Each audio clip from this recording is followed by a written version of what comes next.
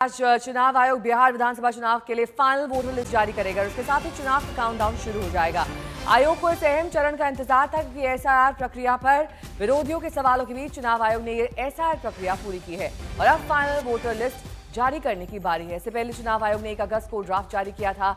उस ड्राफ्ट में 7 करोड़ 24 लाख मतदाता थे। लिस्ट के जारी होने के अगले 4 से 5 दिन में चुनाव आयोग की टीम बिहार दौरे पर जाएगी, जहां टीम चुनाव की तैयारियों की समीक्षा करेगी। माना यह जा रहा है कि 4 और 5 अक्टूबर को मुख्य चुनाव आयुक्त ज्ञानेश कुमार पटना पहुंचेंगे। बिहार में पहले चरण का चुनाव छठ पर्व के तुरंत बाद यानी अक्टूबर के आखिर में या नवंबर में शुरू हो सकता है।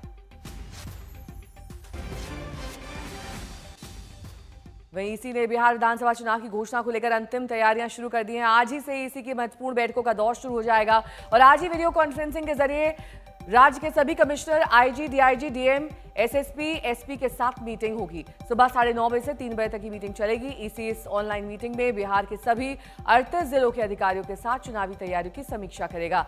सभी जिलों को रिपोर्ट देनी होगी, जिससे विधानसभा चुनाव के लिए कर्मियों की सूची, प्रशिक्षण, ईवीएम सुरक्षा, वाहन सामग्री की उपलब्धता, वोटर लिस्ट और जागरूकता अभियान से जुड़ा अपडेट शामिल होगा। 1 अक्टूबर ईसी बिहार के मुख्य निर्वाचन पदाधिकारी समेत आयकर विभाग, पुलिस नोडल पदाधिकारी और अन्य एजेंसियों के साथ ऑनलाइन मीटिंग करेगा। शशि भूषण मेरे सहयोगी इस वक्त जुड़ गए हैं तमाम जानकारी के साथ। शशि, ये माना जाए कि आज ही फाइनल वोटर लिस्ट के साथ तमाम जो विवाद हैं वो एक तरीके से एसआईआर से जुड़े हुए थे, अब उन पर भी एक तरीके से अंकुश थोड़ा बहुत लगेगा, क्योंकि इसके बाद तो कोई ज्यादा गुंजाइश बची नहीं है। बिल्कुल सही कहा आपने नेहा। देखिए 25 जून को एसआईआर की प्रक्रिया बिहार में शुरू हुई थी और हमने देखा था जो पहले मतदाता सूची का जो प्रारूप आया था उसको लेकर के बहुत विवाद हुआ। 65 लाख से ज्यादा वोटर्स के नाम कटे थे और उसको राजनीतिक मुद्दा भी बनाने की कोशिश हुई बिहार में। लेकिन उसके बाद आयोग ने जो एक के बाद एक पहल करी है और आज जिस तरह से फाइनल वोटर लिस्ट का प्रकाशन होना है, जो कि आज ही की डेडलाइन है, तो विधानसभा वार जो है वो मतदाता सूची जो है वो अपलोड हो जाएगी और उसके बाद यह भी स्पष्ट हो जाएगा कि कितने लोगों का नाम जो है वापस जुड़ पाया है इस, या फिर बिहार में कुल मतदाताओं की संख्या कितनी है। लेकिन सबसे अहम बात यह है नेहा कि अभी भी आयोग ने यह विकल्प खुला रखा है कि जो चुनाव की घोषणा अगर हो भी जाती है तो उसके बावजूद जो नामांकन प्रक्रिया होगी अलग अलग चरणों में, उन नामांकन प्रक्रिया के 10 दिन पहले उम्मीदवारों को नामांकन करने से 10 दिन पहले तक वोटर लिस्ट में नए वोटर्स अपना नाम जुड़वा पाएंगे और इसके लिए विकल्प खुला रखा गया। और सबसे अहम बात, जिस आधार को लेकर के पूरा विवाद हुआ था उस आधार को भी आयोग ने मान्य किया है। तो आज से एक तरफ बैठकों का दौर शुरू होगा, 2 दिनों तक वीडियो कॉन्फ्रेंसिंग के जरिए बैठकें होंगी। 3 अक्टूबर को दिल्ली में बैठक होनी है और उसके बाद 4-5 अक्टूबर को जो इलेक्शन कमीशन का बिहार दौरा है वो स्पष्ट कर देगा कि 6-7 अक्टूबर को शायद बिहार चुनाव के लिए बिल्कुल बच जाए। और उसके बाद जो जानकारी सामने आ रही है, कम से कम चरणों में आयोग जो है इस बार बिहार में वोटिंग कराना चाहता है और पूरी प्रक्रिया जो बिहार विधानसभा चुनाव की है वो 23 नवंबर तक पूरी कर लेने का लक्ष्य जो है वो आयोग के सामने है। नेहा, ठीक है, बने रहिए हमारे साथ। इस बीच बिहार की सियासत में प्रशांत किशोर के आरोपों से खलबली मच गई है। उन्होंने बिहार के मंत्री अशोक चौधरी पर करप्शन के गंभीर आरोप लगाए हैं। वहीं डिप्टी सीएम सम्राट चौधरी पर मर्डर केस में शामिल होने का आरोप लगाया है। इस मामले पर सम्राट चौधरी और सांसद शाम्भवी चौधरी ने प्रशांत किशोर को जवाब दिया है, सुनिए। बिहार का रहने वाला है, पूरे देश को लूट के आया है और आप सोचिए, कहता है कि हमको 14 करोड़ रुपया चंदा दिया। क्यों दिया भाई? कल तक तुमको तुम्हारा मेहनताना में नहीं मिला था 2 करोड़ 41 लाख 241 करोड़ उन्होंने कहा कि हमको मेहनता मिला।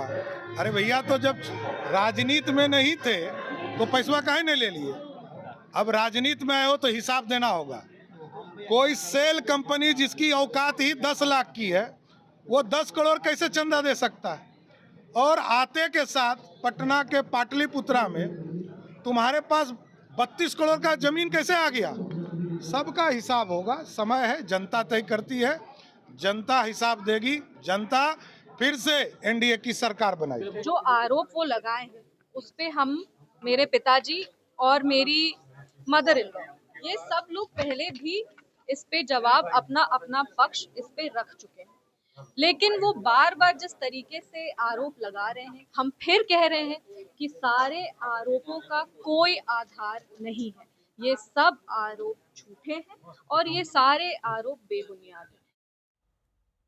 शशि भूषण मेरे सहयोगी जुड़े हुए हैं तमाम जानकारी के साथ। शशि भूषण, ये जो प्रशांत किशोर आरोप लगा रहे हैं, जाहिर तौर पर जवाबदेही देनी होगी, कोई आधार भी है इनका या फिर बस चुनावी माहौल गरमाने के लिए किया जा रहा है? देखिए, प्रशांत किशोर की चर्चा नेहा बिहार में इस वजह से ज्यादा हो रही है कि वो सनसनीखेज आरोप लगा रहे हैं। हालांकि कुछ डॉक्यूमेंट्स में उन्होंने दिए हैं जो एनडीए सरकार के अलग अलग मंत्रियों के ऊपर उन्होंने आरोप लगाए हैं। लेकिन कल जो पलटवार सामने आया है डिप्टी सीएम सम्राट चौधरी की तरफ से और मंत्री अशोक चौधरी की जो बेटी है शांभवी चौधरी, जो समस्तीपुर से सांसद भी हैं, उनकी तरफ से भी जवाब आया है। तो अब प्रशांत किशोर अब तक आरोप लगा रहे थे सत्ता पक्ष के नेताओं पे, लेकिन अब तो सवाल जो है वो खड़े हो रहे हैं एनडीए की तरफ से भी। एनडीए भी सवाल पूछ रहा है। सम्राट चौधरी ने कल सवाल किया है कि एक्सेल कंपनी कैसे करोड़ों का चंदा दे देती है प्रशांत किशोर की पार्टी को, और साथ ही साथ पाटलिपुत्रा जो पटना का इलाका है वहां पर एक पॉश इलाके में कैसे घर और जमीन खरीद लिया जाता है। तो आरोप प्रत्यारोप इसी तौर पे अब आगे बढ़ रहा है। देखना होगा कि प्रशांत किशोर जो आरोप लगा रहे हैं उसके लिए उनके पास क्या फैक्ट है, क्या जो डॉक्यूमेंट्स दिए जा रहे हैं वो वेरीफाइड है, या उसको लेकर के जो वो कोर्ट में जाने की बात कर रहे हैं क्या वो आगे भी कदम उठाते हैं इस मामले को लेकर के।